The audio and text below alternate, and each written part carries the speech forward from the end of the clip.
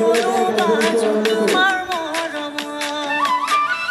এতিয়াল কোনো যদি কাখে সফনা তোকে পালে ঘরে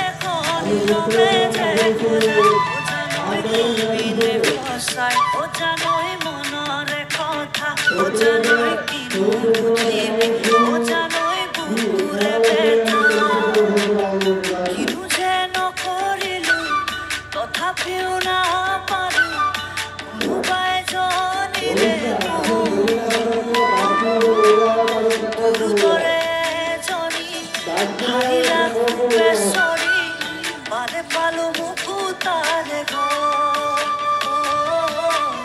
পালে পালো মুকুতাৰে ঘৰ আলহী হৈ আহিম এদিন তোমাক চাবলৈ আহিম এদিন তোমাক নিবলৈ আয়তিৰে উৰুলিৰে বহাব কাষ সমনীয়াই জোকাব মোক আহি ওচৰত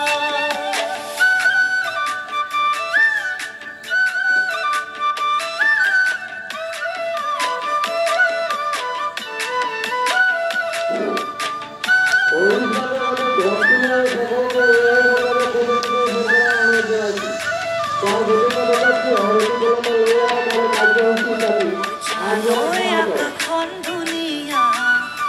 ঐ জানৈ তৰাৰে জিলিকা ঐ জানৈ মনৰে সৰগ ঐ জানৈ তুমি মোৰ মেনকা ঐ জান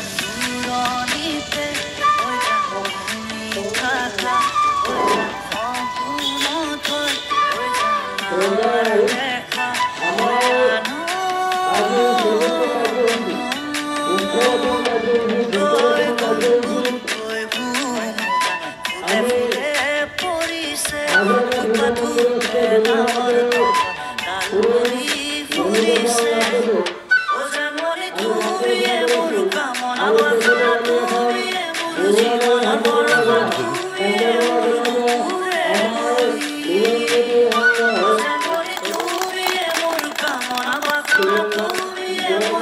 ৰাখিবৰ বাবে কমিটিৰ তৰফৰ পৰা অনুৰোধ জনাইছোঁ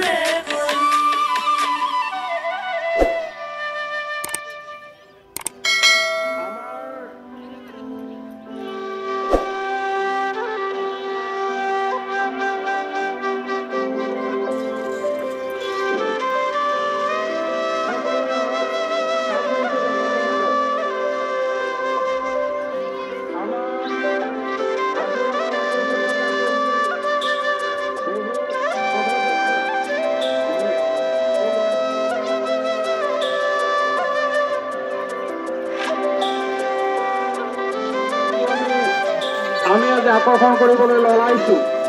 গতিকে সমূহ ৰাইজকে উক্ত কাৰ্যসূচীত অংশগ্ৰহণ কৰিবৰ বাবে আমি কমিটিৰ তৰফৰ পৰা অনুৰোধ জনাইছোঁ ৰাইজ আহক আপোনালোকে সকলোৱে আহি ইয়াতে থিয় হওক আমাৰ কাৰ্যসূচী থিয় হওক আমি কাৰ্যসূচী আৰম্ভ কৰিবলৈ ওলাইছোঁ আহক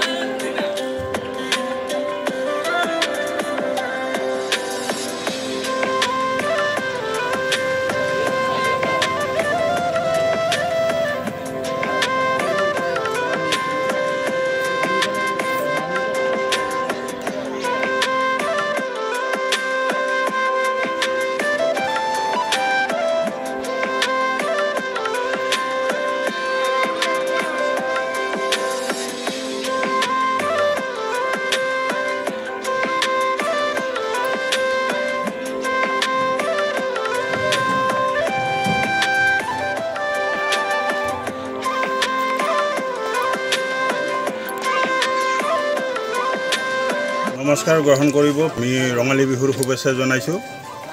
আমি ভোজমল্লা মিলনজ্যোতি সংঘৰ সৌজন্যত আমি আহি আজি 34তম বৰ্ষ আমি উপস্থিত হৈছোহি আমি এইবেলি আমি প্ৰথম কাৰ্যসূচী আমাৰ মিলনজ্যোতি সংঘৰ যিখন আমাৰ পতাকা সেই পতাকাখন উত্তোলন কৰা হ'ল। তাৰপিছত আমাৰ ৰঙালী বিহুৰ যিখন আমাৰ বিহুৰ গামোচাৰ পতাকা সেইখনো উত্তোলন হ'ল আৰু শ্বহীদ বেদী তৰ্পণ সিটোও কাৰ্যসূচী হৈ গ'ল। বৃক্ষৰোপণ কাৰ্যসূচী আমাৰ হাবৰাঘাট শিৱ মন্দিৰস্থ যোগী সমাজৰ যিজন আমাৰ পুৰোহিত আমাৰ গাঁৱৰে শ্ৰী ননী গোপাল দেৱনাথ তেখেতৰ দ্বাৰাই আমি আমাৰ বৃক্ষৰোপণ কাৰ্যসূচীটো আমি সমাপ্ত কৰিলোঁ। ইয়াৰ পিছত আমি আমাৰ এইবেলি বিশেষ আকৰ্ষণ সেয়া হ'ল শোভাযাত্ৰা, সাংস্কৃতিক শোভাযাত্ৰা। আমি প্ৰতি বছৰে আমি অলপ ব্যতিক্ৰম ধৰণৰ আমি শোভাযাত্ৰাটো আমি আৰম্ভ কৰোঁ। সেয়েহে এইবেলিও আমি এই সজাই পৰাই তুলিছোঁ। এতিয়া আমাৰ বিহুত ঢোল পেঁপা আমাৰ মানে শিপিনীসকলে যে মানে যঁতৰত সূতা কাটে, চেৰেকী ইত্যাদি নানান ধৰণৰ আমি সামগ্ৰীৰে আমি এখন ট্ৰেক্টৰত আমি সজাই পৰাই তুলিছোঁ। সেয়েহে আমি সমূহ ৰাইজক আহ্বান জনাইছোঁ আৰু আমাৰ উঠি অহা ল'ৰা ছোৱালীয়ে যাতে আমাৰ এইবিলাক বস্তু চিনাক্ত কৰি ল'ব পাৰে, তাৰ কাৰণে আমি এইবোৰ বস্তু